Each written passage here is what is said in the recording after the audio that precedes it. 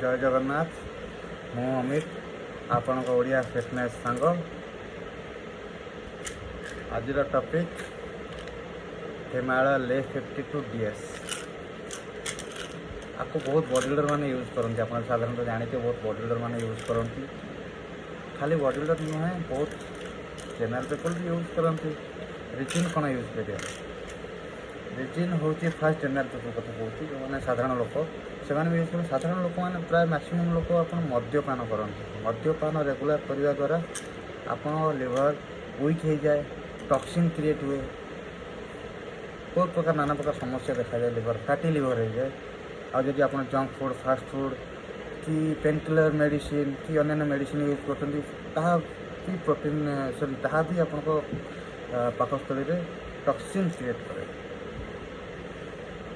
खाद्य भी बहुत अच्छी वेस्टेज जिन अच्छी भल जिन अच्छी वेस्टेज भी अच्छी जहाँद्वारा लिवर पर प्रेसर पड़े।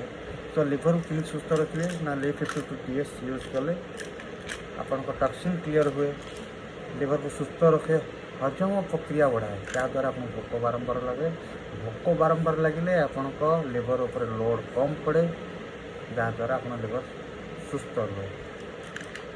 बॉडीबिल्डर कौन यूज कर? बॉडीबिल्डर मैंने ये यूज करती गोटे भल बॉडी बनवाई हेले आट ए टाइम तो से खाईपर तो से 6-7टा मील बनाती पर डे। गोटे भल डाइट प्लान रुहति, बारंबार फूडिंग करती प्रोटीन कार्ब फैट। तो बारंबार फूडिंग कले थे खाइला पर भोक हुए जब न हम तो आउ थे केमी खाइबे से मैंने से ले 52 DS यूज करा जाए बॉडी बिल्डिंग रे जहाँद्वारा आपण हजम प्रक्रिया बढ़ेब। जो आम प्रोटीन सप्लीमेंट्स विटामिन मेडिसिन बहुत यूज करते बॉडी बिल्डर मैंने। बहुत प्रोफेशनल अच्छा से स्टीरॉइड्स भी यूज करती। स्टीरॉइड्स यूज करने द्वारा लिवर पर बहुत इफेक्ट पड़े। यहाँ साधारण कथा जानते समस्ते टॉक्सिन क्रिएट हुए। तो ताको भी क्लियर करने ले 52 DS यूज करा जाए जहाँद्वारा आप हजम प्रक्रिया बढ़ाए, टॉक्सिन को हटाए, बॉडी डिटॉक्स कराए जहाँद्वारा आप लिवर सुस्थ रुहे, लोड पड़े। भोक बढ़िले हजम बढ़िले भोक बढ़े, भोक बढ़िले आप बारंबार खाईपर जहाँद्वारा आप आराम से 5-6टा मील कवर करेंगे।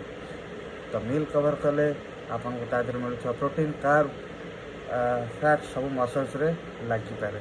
जदि आप भोक न हो तो आप खाइबे न खाइले मसल्स को जो फूडिंग दरकार कौट पाइबे। तो से बॉडी बिल्डर यूज करते ले 52 DS। मुझे सजेस्ट करी जो मैंने जानी ना से ले 52 DS रेगुलर यूज करूँ।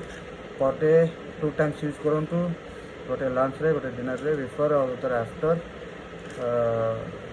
बिफोर फूडिंग फूड रु खाद्य पूर्व आड करेंगे ना खाद्य पर भी आड करेंगे नो इश्यू।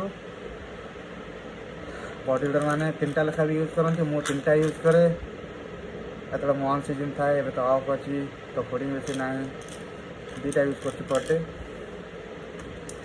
तो आज टॉपिक ले 52 DS थिला।